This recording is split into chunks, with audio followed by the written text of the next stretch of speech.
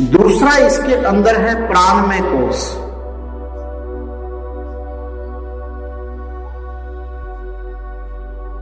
प्राण क्या है इसको समझना चाहिए। प्राण की साधना, जब आप चिंता में होते हैं, जब आप क्रोध में होते हैं, जब आपके चित्त में वासना होता है, तो ये प्राण तेज हो जाता है,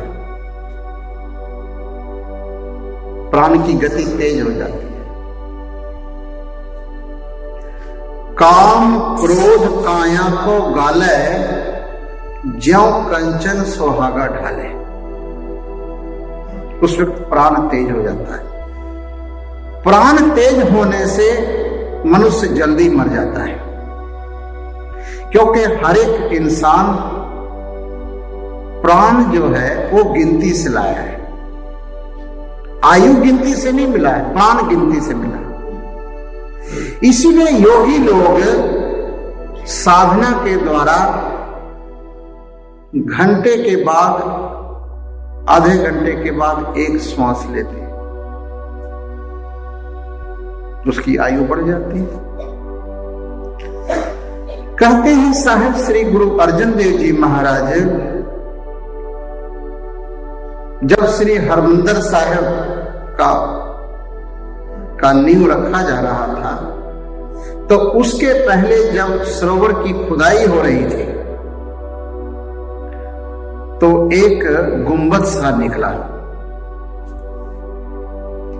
गुरु महाराज कहते हैं कि बहुत धीरे धीरे इस गुंबद को हटाना है।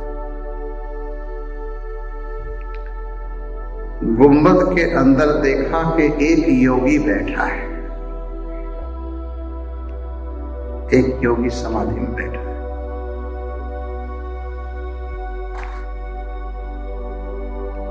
उसके सिर के ऊपर कहते हैं गुरु महाराज जी ने मक्खन रखे, मक्खन पिघल गया।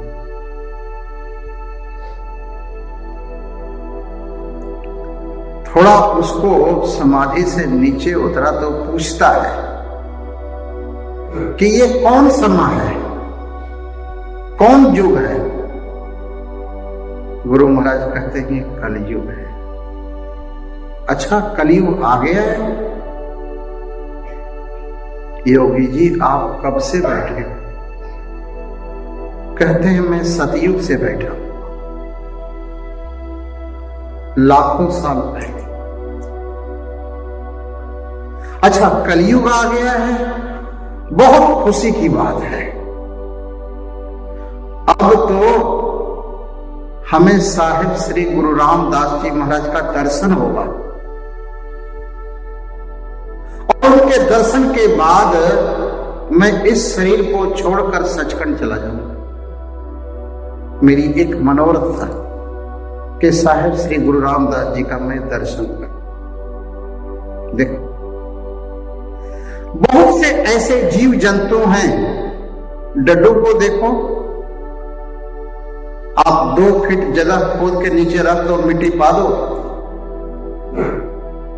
बरसात आएगा, निकल आएगा 6 महीने का। दूसरा है प्राणमय कोश। हमेशा आप कार से कहीं जा रहे हैं, बस से जा रहे हैं, घर पर बैठे हैं, कोई काम नहीं है, आते जाते श्वासों को देखते रहो। जैसे ही आप आते जाते श्वासों को देखेंगे, मैं बहुत बड़ी साधना नहीं बता रहा हूं, वो छोटी सी, जैसे ही आते जाते श्वासों को देखेंगे, श्वास की गति धीमी होगी। श्वास की गति धीमी होने से मन शांत होने लगेगा। 10 मिनट इस तरह करके फिर जपजी साहब का पाठ करो, सुखमनी करो, जो करना करो। बीज बोने से पहले धरती को साफ करो, घास हटाओ, जोतो उसको चंगी तरह, फिर प्रभु का नाम रूपी बीज डालो।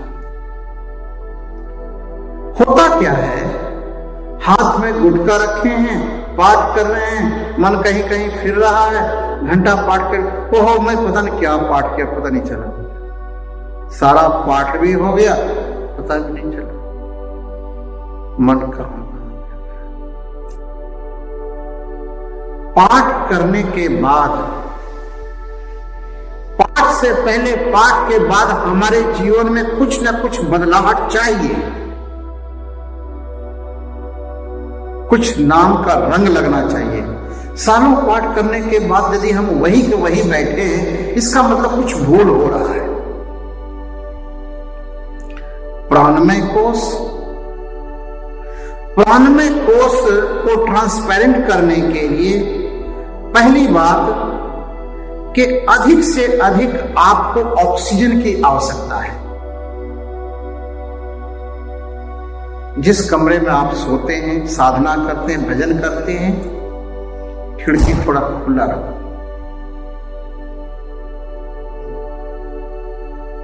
और जब आप बैठो, एक भाव करके कि गुरु महाराज हाजिर नाजर में, और पाठ करते वक्त बड़े भाव से करो। ये जो प्राणमय कोश है, प्राणमय कोश और अन्नमय कोश और मनोमय कोश, बड़े ध्यान से सुनना, 2 मिनट की बात। जैसे ये मन है, ये प्राण है, ये शरीर है। प्राण का स्वभाव है हिलना डुलना। प्राण हवा, हवा का स्वभाव है हिलना डुलना। ये प्राण मन से भी जुड़ा हुआ है, ये प्राण शरीर से भी जुड़ा हुआ है। ये प्राण हिलेगा तो मन भी हिलेगा, शरीर भी हिलेगा, क्योंकि सपोज मान लेते हैं ये शरीर प्राणमय कोश है, ये मनोमय कोश है, ये अन्नमय कोश है, तो ये हिल रहा है तो ये दोनों हिलेगा, मन भी हिलेगा, शरीर भी हिलेगा। यदि ये स्थिर है, ये शांत है, तो ये भी शांत होगा, ये भी शांत होगा। इस जुगत को ना जानने के कारण हम इसको कोशिश करते हैं, ये मन ना जाए, मन ना जाए, ये गेंद की तरह, ये जितना गेंद को दबाते हैं इतना ही उछलता है। कहते हैं स्वामी जी जितना मर्जी रोकता हूं मन को, ये और ज्यादा जोर से भागता है। मैं क्या, यहीं पर संत की आवश्यकता होती है। जब सब कुछ अपने से ही हो जाना है, एक मामूली रोटी भी बनाना हो ना तो कुछ सीखना पड़ता है।